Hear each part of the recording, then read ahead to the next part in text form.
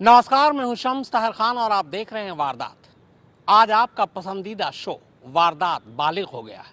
जी हां, वारदात आज पूरे 18 साल का हो गया और ये सब कुछ मुमकिन हुआ आपके भरोसे और प्यार की वजह से। इसके लिए पूरी वारदात की टीम की तरफ से आप तमाम लोगों का दिल से शुक्रिया। तो इसी भरोसे को आगे बढ़ाते हुए शुरू करते हैं आज का वारदात। तो श्रद्धा के जिंदा होने या श्रद्धा के जिंदा लौट आने की तमाम उम्मीदें आज मुर्दा हो गई। दिल्ली पुलिस ने पहली बार आज अदालत में एक लिखित बयान में कहा है कि उसने श्रद्धा की लाश के टुकड़ों की कुछ हड्डियां और जबड़े का कुछ हिस्सा बरामद कर लिया है। इतना ही नहीं, पुलिस ने अदालत को यह भी बताया कि आफताब के घर से एक नोटबुक मिला है। इस नोटबुक में आफताब न सिर्फ लाशों के टुकड़ों की गिनतियां लिखता था, बल्कि यह भी लिखता था कि उसने किन टुकड़ों को कहां फेंका।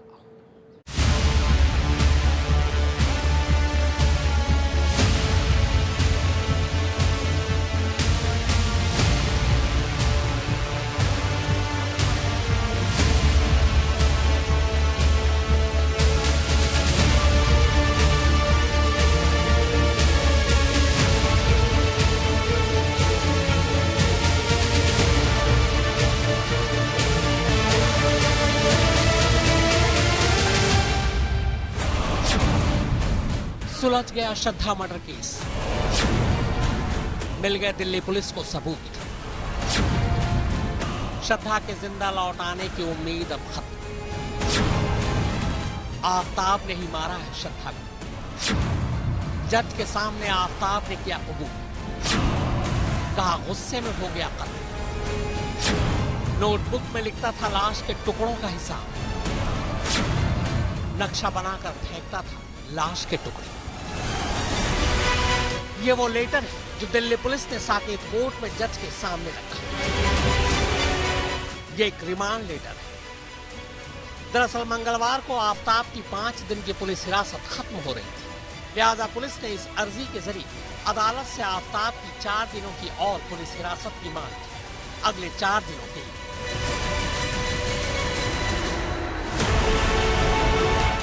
अगले 4 दिनों के लिए आफताब की पुलिस हिरासत क्यों चाहिए, इसका जवाब पुलिस को अदालत में देना था। और इसी जवाब के साथ पुलिस ने पहली बार रिकॉर्ड पर यह कबूल किया कि श्रद्धा की लाश के टुकड़े, कुछ हड्डियां और जबड़े का कुछ हिस्सा पुलिस बरामद कर चुकी है। बाकी बचे हिस्से और आरी को बरामद करने के लिए 4 दिनों की रिमांड और चाहिए। अदालत ने दिल्ली पुलिस की इस अर्जी को मंजूर कर लिया और आफताब को 4 दिनों की पुलिस हिरासत में भेज दिया।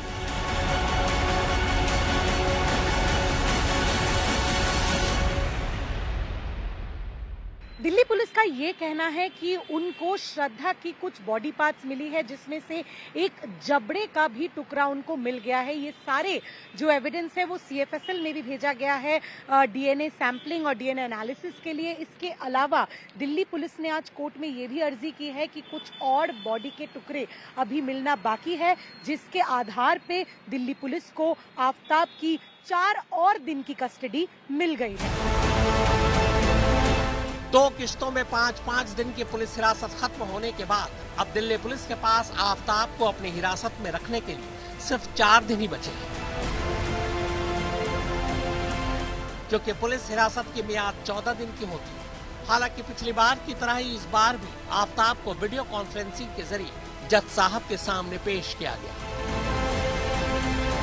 इसी पेशी के दौरान आफताब ने जज के सामने यह कबूल किया कि श्रद्धा का कत्ल उसी ने किया और ये कत्ल उसने गुस्से में अचानक किया था।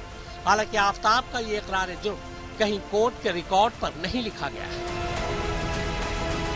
कोर्ट के सामने जो आफताब ने कहा है कि उनको प्रोवोक किया जाता था, इसीलिए हीट ऑफ द मोमेंट में ये हो गया, इसके बारे में आप क्या कहेंगे? मैम, ऐसे कोई ऑफिशियल ऑर्डर नहीं है इस मैटर पर। तो जब ओरल सबमिशन था, जब तक वो ऑफिस ऑर्डर नहीं होगी इसकी कोई रिलेवेंसी नहीं है। कि ऑन किस ग्राउंड पे उन्होंने ये ओरल चीज बोली थी? क्या जज ने उन्हें कुछ पूछा था? जज ने पूछा था कि आपने कुछ क्यों ऐसा हुआ? बोला सर ऐसा सिर्फ प्रोवोकेशन, मुझे प्रोवोकेशन के बाद फिर बात वो कुछ चेंज हो गई। इस रिमांड लेटर के जरिए दिल्ली पुलिस ने अदालत के सामने 2 सनसनीखेज खुलासे किए। पहला ये कि आफताब के घर से एक रफ साइट प्लान मिला है, साथ ही एक नोटबुक भी मिला है। पुलिस के हाथ जो रफ साइट प्लान लगा है उसमें कुछ नक्शे, ड्राइंग और जगहों के नाम लिखे। इनमें महरौली के जंगल, मैदानगढ़ी के तालाब, महरौली का 100 फुटा रोड और गुरुग्राम के DLF फेज 3 की कुछ जगहों के नाम हैं। पुलिस को पुख्ता यकीन है कि आफताब ने इन्हीं जगहों पर श्रद्धा की लाश के टुकड़े और हथियारों को ठिकाने लगाए। इसी नक्शे के हाथ लगने के बाद पुलिस की टीम पहली बार महरौली के जंगल से निकलकर मैदानगढ़ी के तालाब तक पहुंची थी। तालाब में तलाशी का काम गोताखोरों की मदद से शुरू हो रहा है। इस वक्त हम मौजूद हैं मैदानगढ़ी के उसी तालाब के पास जहां पर आफताब को लेकर के दिल्ली पुलिस पहुंची थी। आफताब ने दरअसल इसी तालाब के बारे में बताया था कि यहां पर उसने कुछ हड्डियां और सिर फेंकी हैं। और ये पीछे जो आप सामने जंगल देख रहे हैं, ये वही जंगल है जो पीछे से महरौली के जंगलों से जुड़ा हुआ है। और उसने ही जो नक्शा बना करके दिया था, उसी नक्शे में, उसी मैप में उसने इस तालाब का जिक्र किया था। रफ नक्शे में दिल्ली के अलावा गुरुग्राम के DLF फेज 3 का भी जिक्र है। पुलिस को शक है कि आफताब ने लाश के टुकड़े करने वाली आरी और ब्लेड को गुरुग्राम में ही DLF फेज 3 की झाड़ियों में फेंका है, जबकि चापड़ महरौली के 100 फुटा रोड पर मौजूद एक कूड़ेदान में। कत्ल के बाद श्रद्धा के कपड़े आफताब ने छतरपुर पहाड़ी के कूड़ा गाड़ी में फेंका था। दिल्ली पुलिस का दूसरा सनसनीखेज खुलासा आफताब के घर से बरामद एक नोटबुक के बारे में। इस नोटबुक में बाकायदा श्रद्धा की लाशों के टुकड़ों का हिसाब किताब लिखा है। इस नोटबुक में लाश के अलग अलग टुकड़ों को किन किन अलग अलग जगहों पर ठिकाने लगाया गया, उसकी जानकारी लिखी। दिल्ली पुलिस के मुताबिक इस नोटबुक की मदद से उसने महरौली के जंगलों से श्रद्धा की लाश के कई टुकड़े बरामद किए, जिनमें कुछ हड्डियां थी, जबड़े का हिस्सा था। इन हड्डियों और बाकी सबूतों को जांच के लिए CBI की CFSL में भेज दिया गया है। हालांकि रिपोर्ट आने में अभी वक्त लगेगा, लेकिन आफताब के बयान और नोटबुक के मुताबिक जहां जहां श्रद्धा की लाश के टुकड़े फेंके गए थे, ठीक वहीं से ये सबूत पुलिस ने बरामद किए। इससे साफ हो जाता है कि हड्डियां श्रद्धा की लाश का ही हिस्सा है। कुल मिलाकर सुनवाई के बाद जो अदालत है उसने 4 दिन की पुलिस कस्टडी दी है। इसमें एक अहम बात यह भी है कि दिल्ली पुलिस ने कोर्ट के सामने कहा है कि एक रफ कागजात वो जो आफताब है उसके घर से मिला है। सूत्रों के मुताबिक ये बात सामने आई है कि जो लाश के टुकड़े हैं उसका हिसाब किताब भी आफताब रखता था कि कहां पर क्या टुकड़े फेंके हैं। दिल्ली पुलिस के मुताबिक इसी नोटबुक और ऑक्साइड प्लान की मदद से श्रद्धा की लाश के बाकी टुकड़ों को भी वो जल्द ही बरामद कर लेगी। उम्मीद है कि मैदानगढ़ी के तालाब से भी कुछ सबूत जरूर हाथ लगेंगे। हालांकि आरी को लेकर पुलिस का कहना है कि गुरुग्राम में DLF फेज 3 की जिन झाड़ियों में आफताब ने उसे फेंकने की बात कही है, बहुत मुमकिन है वहां से कोई राहगीर उसे उठाकर ले गया। घर के बाहर जो सबूत मिल रहे हैं वो तो मिल ही रहे, घर के अंदर भी सबूत तलाशने में पुलिस को कामयाबी हाथ लग गई।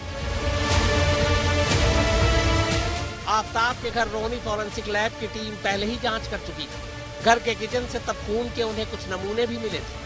अब बेहतर उपकरण से लैस CBI की CFSL टीम की मदद से दिल्ली पुलिस ने आफताब के घर से कुछ और सबूत इकट्ठा किए। खासकर आफताब के घर के अंदर फर्श पर लगी टाइल्स के गैप से CFSL ने खून के कुछ धब्बे बरामद किए। कमरे और किचन के अलावा पुलिस ने उस बाथरूम के भी कुछ टाइल्स उखाड़े जिस बाथरूम में श्रद्धा की लाश के आफताब ने टुकड़े किए थे। बाथरूम की टाइल्स के गैप से भी खून के कुछ नमूने हाथ लगे। इन सारे सबूतों को जांच के लिए CBI की CFSL में भेज दिया गया है। हालांकि रिपोर्ट आने में 10 से 15 दिन का वक्त लग सकता है। श्रद्धा मर्डर केस की जांच लगातार आगे बढ़ रही है। एक तरफ जहां FSL दिल्ली ने इस मामले में सबूत इकट्ठा किए हैं, दूसरी तरफ आरोपी के नार्को और पॉलीग्राफ टेस्ट की तैयारी की जा रही है। अब CFSL भी इस जांच में कूद गई है। CFSL ने बाथरूम की टाइल से खून के कुछ नमूने उठाए हैं। इनकी जांच की जा रही है और जांच की रिपोर्ट 15 से 20 दिन में सामने आएगी। इसके आधार पर यह तय होगा कि ये खून क्या वाकई श्रद्धा का था या फिर किसी और का। रफ साइट प्लान और नोटबुक की मदद से पुलिस के हाथ एक और बड़ी कामयाबी लगी है। इस कामयाबी का जिक्र भी पुलिस ने अपने रिमांड लेटर में किया है। दरअसल इसी नक्शे और नोटबुक की मदद से पुलिस के हाथ एक इंसानी जबड़ा और खोपड़ी के कुछ टुकड़े लगे हैं। पुलिस को यकीन है कि ये जबड़ा श्रद्धा का ही है। इस जबड़े के साथ कुछ दांत भी हैं। इनमें 1-2 दांतों का रूट कनाल भी हुआ है।